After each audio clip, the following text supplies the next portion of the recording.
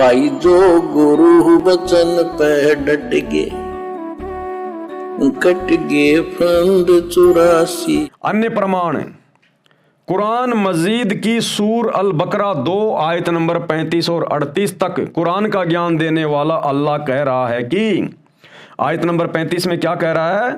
फिर हमने आदम से कहा तुम और तुम्हारी पत्नी दोनों जन्नत यानी स्वर्ग में रहो और यहां जी भरकर जो चाहो खाओ, किंतु इस पेड़ के निकट न जाना, नहीं तो जालिमों में गिने जाओगे।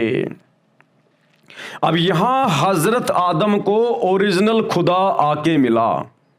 ओरिजिनल खुदा, जैसे हजरत मोहम्मद जी को कबीर परमात्मा इबादही कबीरा ओरिजिनल खुदा मुर्शिद के रूप में आके मिला, जिंदा बाबा के रूप में आके मिला, उनको कलमा दिया अल्लाहु कबीर अल्लाहु कबीर। इसी प्रकार इन महापुरुषों को वो ओरिजिनल अल्लाह, वो इबादही कबीरा भी आके मिलता है मुर्शिद रूप में, जिंदा रूप में, संत के रूप में, और इनको सत्य ज्ञान बताता है कि जो भक्ति तुम कर रहे हो शैतान के द्वारा दी गई, ये भक्ति मोक्षदायक नहीं है। इस भक्ति के करते रहने से तुम्हारा जन्म मरण का रोग नहीं कटेगा, तुम गधे कुत्ते सुअर बनने से नहीं बच सकते, तुम्हें नरक में जाना पड़ेगा। तो वो ओरिजिनल अल्लाह भी अपने बंदों के पीछे पीछे फिरता रहता है, लेकिन ये शैतान का लोक है। शैतान के प्रभाव के कारण वो आत्माएं, वो पैगंबर, वो अवतार उस ओरिजिनल खुदा अल्लाहु कबीर का ज्ञान स्वीकार नहीं कर पाते। तो ओरिजिनल खुदा ने, अल्लाहु कबीर ने हजरत आदम से क्या कहा? फिर हमने आदम से कहा तुम और तुम्हारी पत्नी दोनों जन्नत यानी स्वर्ग में रहो और यहां जी भरकर जो चाहो खाओ, किंतु इस पेड़ के निकट न जाना, नहीं तो जालिमों में गिने जाओगे। आयत नंबर 36। अंततः शैतान ने उन दोनों को उस पेड़ की ओर प्रेरित करके हमारे आदेश की अवहेलना करवा दी। लेकिन ये शैतान नहीं चाहता कि यहां कोई भी बंदा उस अल्लाहु कबीर की हिदायतों में चले।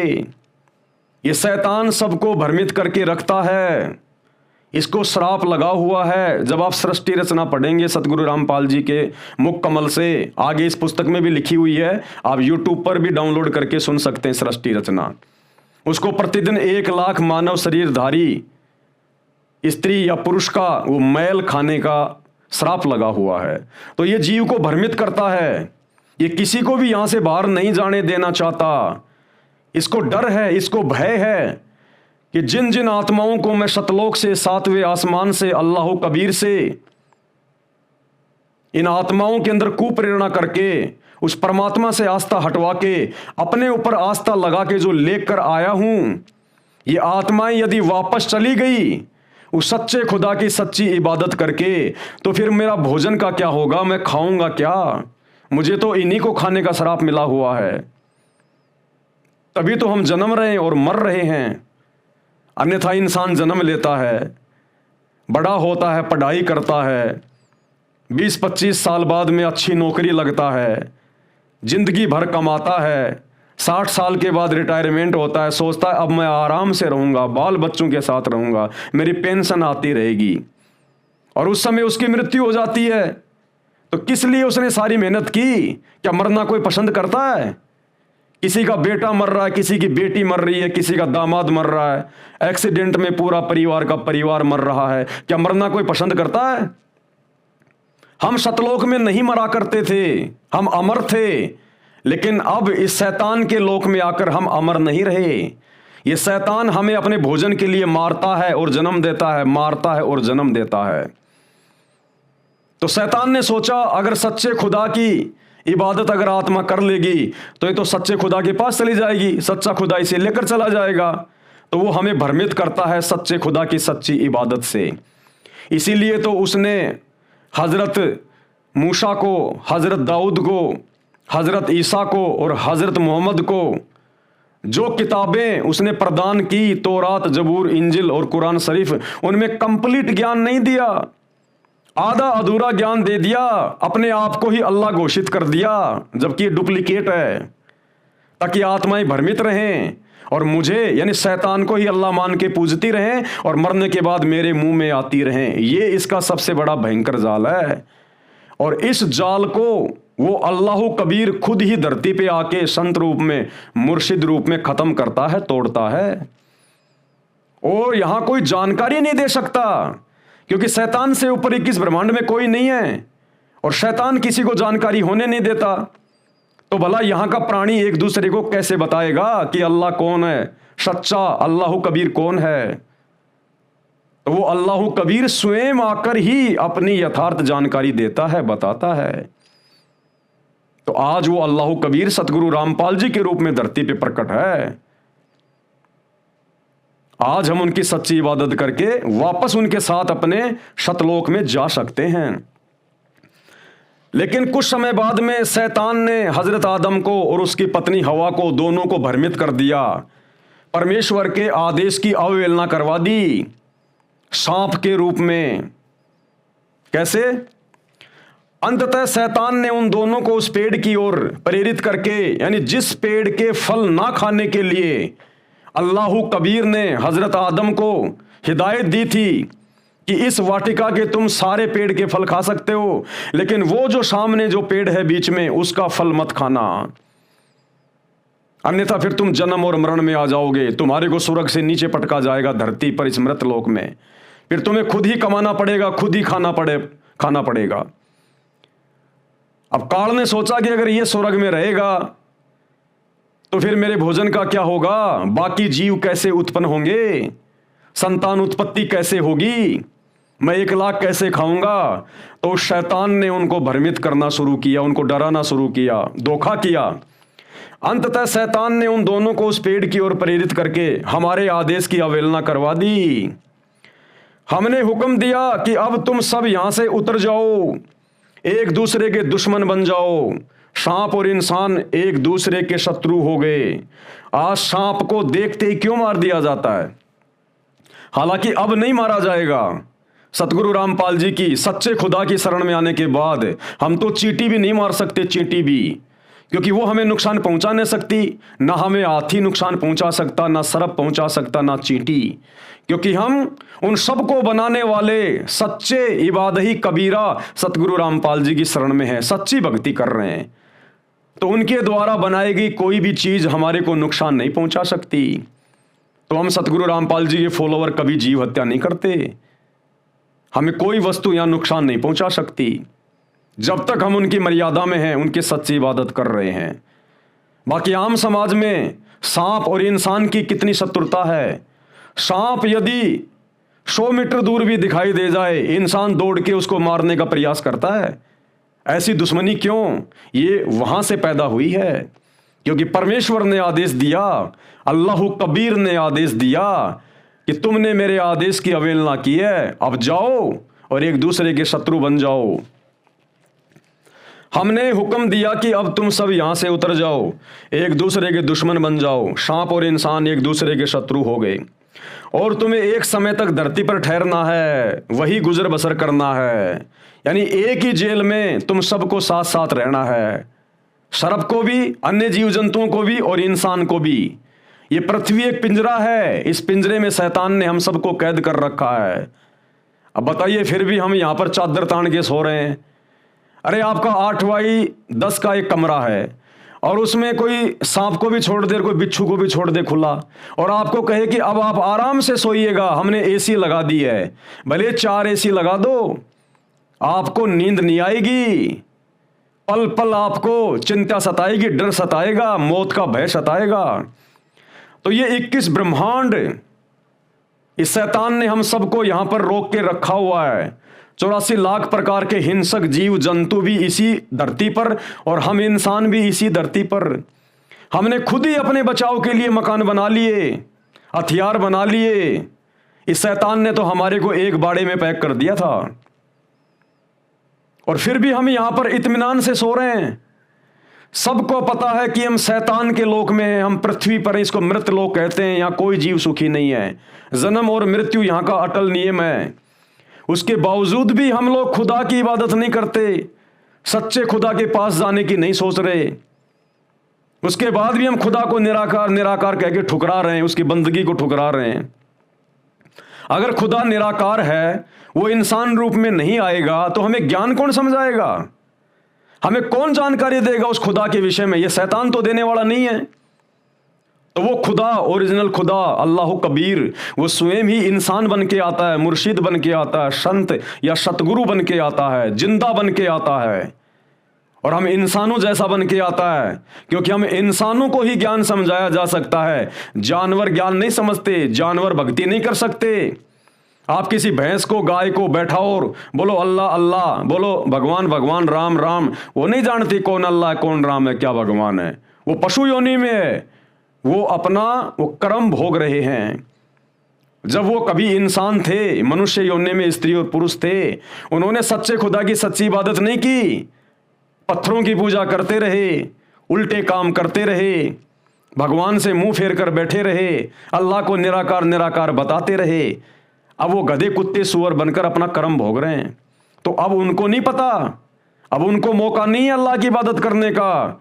अब उनको लंबा चक्कर काटना पड़ेगा 84 लाख योनियों का, फिर कहीं जाकर अल्लाह उनको एक मनुष्य जन्म देगा, जो आज आप और हमें प्राप्त है, हमारा सौभाग्य है। और सबसे बड़ा सौभाग्य, ये कलयुग की बिचली पीढ़ी का समय उस ओरिजिनल अल्लाह के द्वारा पहले से भक्ति के लिए, मोक्ष के लिए निर्धारित किया हुआ है।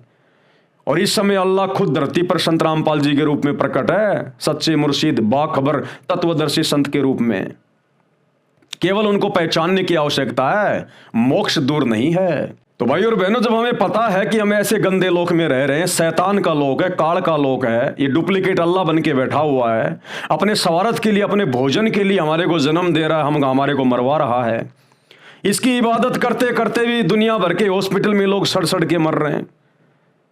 इसकी इबादत करते करते मंदिर, मस्जिद, चर्च, गुरुद्वारों में जाते जाते भी दुनिया की आंखों के सामने उनके बेटे मर रहे हैं, बेटियां मर रही हैं, पूरा का पूरा परिवार एक्सीडेंट में मर रहा है, महामारियां आ रही हैं। तो ये खाक खुदा है, ये खाक अल्लाह है, केवल इसने हमारे को भ्रमित कर रखा है। ये डुप्लीकेट अल्लाह है, और उसके बावजूद भी हम लोग ओरिजिनल अल्लाह को खोज नहीं रहे।